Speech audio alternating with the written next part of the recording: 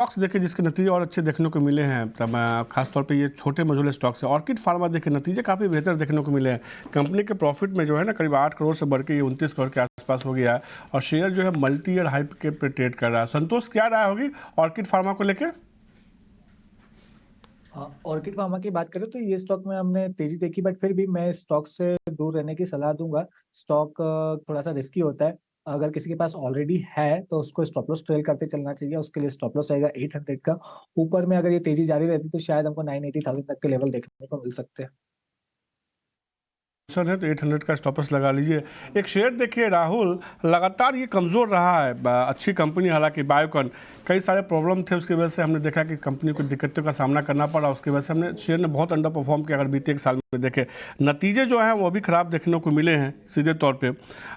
क्या राय होगी बायोकॉन को लेकर आपको? अगर ये गिरता है तो कोई सपोर्ट लेवल आपको दिख रहा है? और में एक्चुअली एक बेयर मार्केट चल रहा था 2020 दिसंबर से लेके 2023 तक। और रिसेंटली पिछले कुछ महीनों से जो अप ट्रेंड शुरू हुआ है उस पे भी अभी एक रेजिस्टेंस पॉइंट पे आ गया है। करंट मार्केट प्राइस तो लॉन्ग करना बिल्कुल नहीं अभी सलाह देंगे। अगर एक एग्रेसिव लॉन्ग लेना चाहते हैं तो 265 का वेट करना पड़ेगा। और अगर जो लोग लॉन्ग ऑलरेडी होल्ड कर रहे हैं उनको सलाह ये होगा कि प्रॉफिट बुक कर ले इस करंट मार्केट प्राइस पे और 265 के आसपास एंटर कर सकते हैं।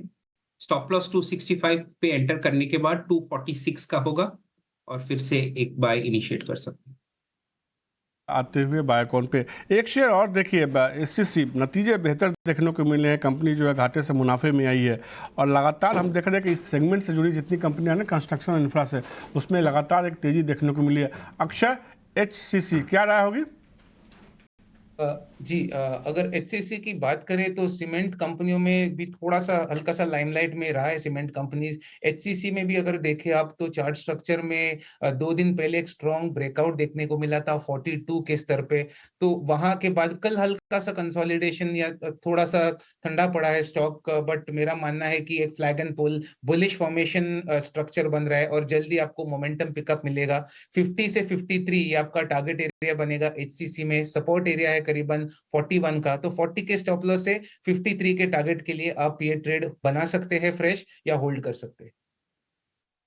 पे जो न्यूज़ है वो आपकी स्क्रीन पर होगी। राहुल सर, एक बार जरा चेक करना, शेयर इंटरेस्टिंग है, लग ऐसा रहा है कि 1000 का हो जाएगा। हम तो बहुत समय से बोल रहे हैं 1000 हो जाएगा, ये सरकार के इलेक्शंस आने से पहले पहले, और 950 तक तो हो गया। सर ये हो जाएगा ना 1000? कोई प्रॉब्लम तो नहीं ना?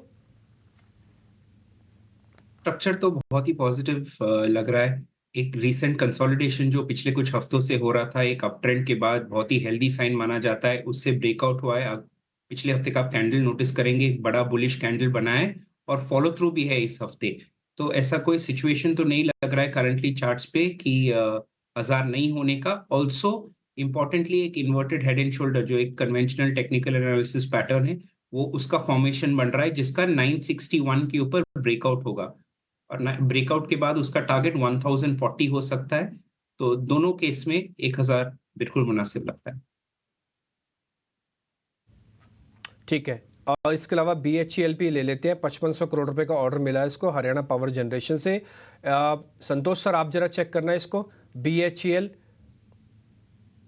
यस, बीए की बात करें तो इसमें एक स्ट्रॉन्ग मोमेंटम के बाद एक कंसोलिडेशन देखने को मिल रहा है, बट स्ट्रक्चर अभी भी इंटैक्ट है। तो एक लेवल ध्यान रखिए 229 का, पिछले 3 दिन का जो लो है, अगर वो होल्ड करता है तो मुझे लगता है इस न्यूज के चलते इसमें तेजी बन सकती है। ऊपर स्टॉक फिर से 245 के लेवल को टेस्ट कर सकता है। लेकिन इन केस 228 229 के नीचे स्लिप होता है तो एक छोटा मोटा प्रॉफिट बुकिंग आ सकता है टूवर्ड्स 220 218 तक। तो एक लेवल को ध्यान रखिए और ट्रेड कीजिए। ठीक है। LIC के नंबर्स काफ़ी अच्छे आए हैं स्टैंड अलोन बेसिस पर। नंबर्स एक बार जरा स्क्रीन पे दिखाइए। ऑल दो ये पहले चल चुका है और मैं तो इसका बोलूँगा कि LIC चलने के पीछे ना केवल बैलेंस शीट अच्छी थी, सब कुछ ठीक था, मैनेजमेंट का काम था, बल्कि देश के प्रधानमंत्री ने जब सदन में बात रखी ना LIC के रिगार्डिंग, विपक्ष को आड़े हाथों लेते हुए, उसके बाद LIC को एकदम से स्पीड से चलने लगा। इसने 1000 से नीचे था जब देश के प्रधानमंत्री ने बात रखी, 1000 भी आया और कल 6% और बढ़ के ये 1100 पे पार हो गया। एक बार जरा चेक करवा लेते हैं कि क्या करना चाहिए। रेशियो, नंबर्स वगैरह सब कुछ आपकी स्क्रीन पे चल रहे हैं। एक बार जरा अक्षय सर, इसको जरा आप चेक कीजिए तो LIC और कितना चलेगा? LIC में मोमेंटम काफी स्ट्रांग है, कोई रोक टोक नहीं है। कल नतीजों के बाद भी बहुत ही स्ट्रांग गैप अप के साथ मूव देखा है। नई कोई बाइंग एंट्री करना चाहे तो थोड़ा सा चार्ट स्ट्रक्चर जो है ओवरबॉट है कंफर्ट के लिए, तो हल्का सा डिप 1080 1070 के आसपास अगर आपको मिल जाए तो एंट्री के लिए सही रहेगा। अगर आपके पास ऑलरेडी शेयर है तो मैं 1175 तक टारगेट लेके चल रहा हूँ। तो ब्रॉडर सपोर्ट 1000 है, टारगेट एरिया 1175 है, तो ये टारगेट के लिए जिनके पास है वो आप इस शेयर में बने रहे। कल हमने बायकॉन की ली है राहुल जी से, और वो कह रहे थे कि 2.65 तक आ जाएगा, अगर किसी को प्रॉफिट बुक करना है कर लो। सर मैं अर्निंग्स वर्निंग्स तो ठीक है अपनी जगह पर है, लेकिन मेरे को जो इसकी कॉर्पोरेट गवर्नेंस वाली खबर आई है ना कि इसके सीएफओ ने इस्तीफा दे दिया, एक दो लोग और इसके इस्तीफा दे रहे हैं, मेरे को वो थोड़ा कॉज ऑफ कंसर्न ज़्यादा लग रहा है। ये वैसा शेयर है चलता कम है और मतलब टूटता ज़्यादा है। आप ये सोचो ना, इसको चलने में कितनी तकलीफ होती है, और जैसे थोड़ा चलता है पता नहीं किसकी नज़र लगती है फिर टूट जाता है ये। सर जरा बायकॉन पे बताइए, जो दो बड़े लोगों का इस्तीफा आ रहा है, ये कितनी प्रॉब्लम लेके आ सकता है?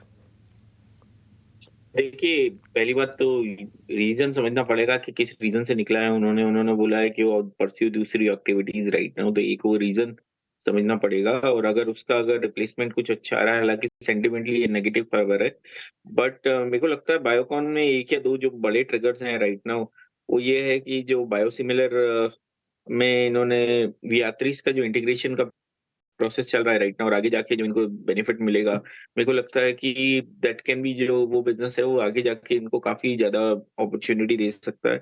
और एपीआई में अभी तक इनको पास अभी तक कोई मेजर अभी कुछ स्लो डाउन है लॉन्चेस में, तो वो एक और इम्पैक्ट है राइट नाउ अभी कंपनीज पे। तो ये दो सेगमेंट जरूर काफी देखने लायक है राइट नाउ। इससे अच्छा आई वुड सजेस्ट लाइक इस स्टॉक को इस लेवल पे तो अभी मैंने बाय की रिकमेंडेशन भी नहीं है वी, बट अगर नीचे में अगर 240 250 आता है तो I think it can be a good opportunity to for investor to enter the stock. ठीक है, डन सर, पॉइंट टेकन आपका भी। अब मैं कुछ एक और शेयर्स पता कर लेता हूँ। एक तो कैश अर्निंग्स वाले शेयर लेके आईटीडी सीमेंटेशन, इसके नंबर्स अच्छे आए हैं, इसका प्रॉफिट करीब 113% के आसपास बढ़ा हुआ है। लेके आइए जरा स्क्रीन पर, 52% इसका रेवेन्यू बढ़ा है। आईटीडी सीमेंटेशन, संतोष सर, ये थोड़ा चला हुआ शेयर है, और कल मैं इसके चार्ट देख रहा था, कल ऊपरी स्तर से थोड़ी बिकवाली भी आई है इसमें। सर एक बार जरा इसको चेक करेंगे, आईटीडी सीमेंटेशन नंबर्स तो अच्छे हैं। यस जिन पे स्टॉक में एक बड़ी रैली आ चुकी है, स्टॉक 460-80 रुपए के आसपास से रैली करके सीधा 860-880 तक आया है, लेकिन अभी भी स्ट्रक्चर डैमेज नहीं हुआ है। स्टॉक में 4 दिन का कंसोलिडेशन देखने को मिला है। तो जो ये परसों लो लगाया है इसने 760 रुपए के आसपास का, तो वो होल्ड कर जाता है तो अभी एक मूव और आ सकता है। तो अगर कोई को बाय करना है, किसी के पास है, तो 760 का स्टॉप लॉस मेंटेन कीजिए। यहाँ से वापस एक बाउंस आता है तो 880 पहला टारगेट रहेगा। 880 क्रॉस करता है तो शायद आपको 920 950 तक की अपसाइड देखने को मिल सकती है। कल जब बैट की खबर आई थी तो अभिषेक ने आपको सारी जानकारी दी थी कि ब्रिटिश कंपनी है ये, और ये एग्जिट करना चाहती है, 29% लिक्विडेट कर देगी उसको। देखिए आईटीसी कल डेज लो पे जाके बंद हुआ। आज ना जेफरीज ने एक रिपोर्ट छापी है, उसने कहा रेटिंग खरीदारी से घटाकर हम इसको होल्ड कर देते हैं, और उन्होंने इसके लक्ष्य को भी कम कर दिया, अब 420 कर दिया है ऑलमोस्ट, जिस पे आके खड़ा हुआ है ये।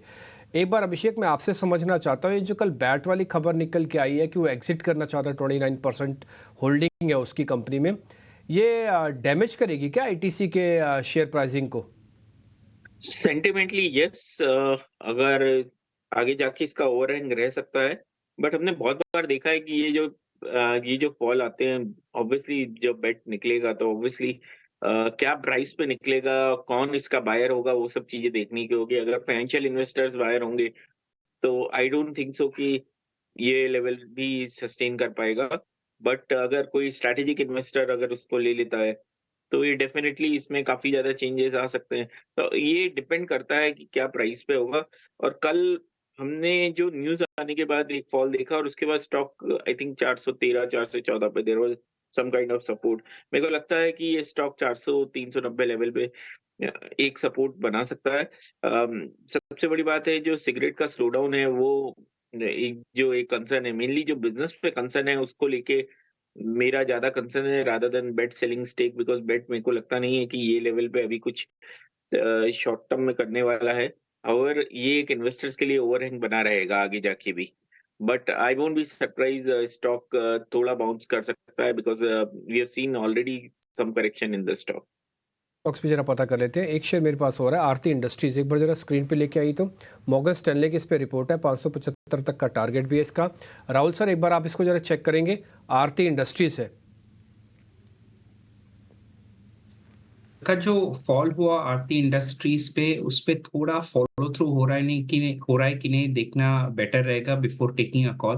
तो आज का स्टॉक एक्शन देखना पड़ेगा। अगर स्टॉक जो है 678 के ऊपर क्लोज होता है तभी एक बुलिश साइन माना जाएगा। तब तक वेट ऑन वॉच करेंगे इस शेयर में। ठीक है, डन। एक दो शेयर जरा और आइडिया ले लेते हैं कि उसमें क्या करना चाहिए मार्केट के अंदर मोमेंटम के हिसाब से। जरा अगर आईटीसी के अंदर वीकनेस आ रही है कि कंजम्पशन के जो कल सारे शेयर्स गिर रहे थे, टाटा कंज्यूमर्स एक बार लेके आइए, एचयूएल भी लेके आइए एक बार जरा स्क्रीन पर, और साथ ही साथ ब्रिटानिया भी लेके आइए। क्या इनमें से कोई पिक हो सकती है क्या संतोष सर? मैं आईटीसी नहीं प्लस करूँगा क्योंकि उसमें न्यूज़ है। टाटा कंज्यूमर्स देख लूँ क्या आज फिर? Yes Dimpy, I completely agree with you. Tata consumer का स्ट्रक्चर बहुत अच्छा है स्टॉक कंसोलिडेशन में, और इस कंसोलिडेशन में फ्लैग फॉर्मेशन बना रहा है, तो ये मुझे लगता है ऊपर की साइड फिर से तेजी दिखा सकता है। एक स्ट्रिक्ट स्टॉप लॉस आपके लिए है 1100 रुपए के आसपास का, 1110 का। ऊपर में जैसे ही 1180 के ऊपर निकलेगा फिर से फ्रेश तेजी बनेगी टूवर्ड्स 1240 रुपए तक की।